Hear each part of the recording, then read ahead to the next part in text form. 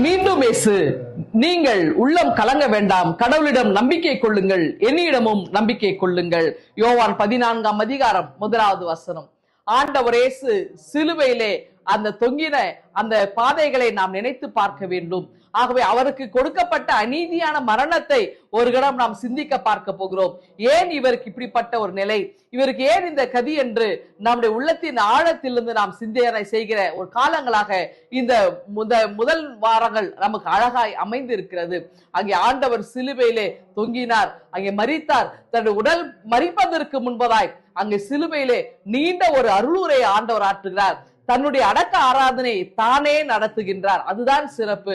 அவருக்கு சிலுவை மரணம் என்பது அது நிராகரிக்கப்பட்ட பாதை, எல்லாராலும் நிந்திக்கப்பட்ட பாதை.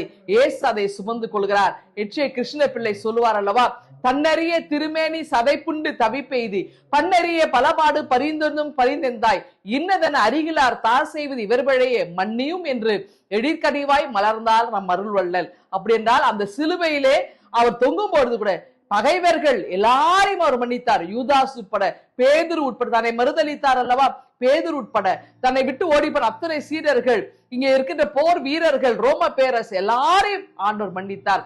அப்படி என்றால் பகைவர்களையும் நாம் நேற்று அவர்களை மன்னித்து அரவணைக்க ஆண்டவர் நமக்கு சிலுவை பரியந்தம் கற்றுக் கொடுக்கிறார். நாமும் அதன்படி செயல்படுத்த ஆண்டவர் நமக்கு துணை செய்வாராக. இந்த சிந்தனையோடு இந்த நாளை துவங்குங்கள். கடவுள் உங்களை ஆசீர்வதிப்பாராக. ஆமீன். என் நல்ல ஆண்டவரே, இந்த நாளை எங்களுக்கு ஆசீர்வாதமா இருக்க கிருபை தாரும். பிரேச ஜெபிக்கிறோம் நல்ல ஆண்டவரே. ஆமீன்.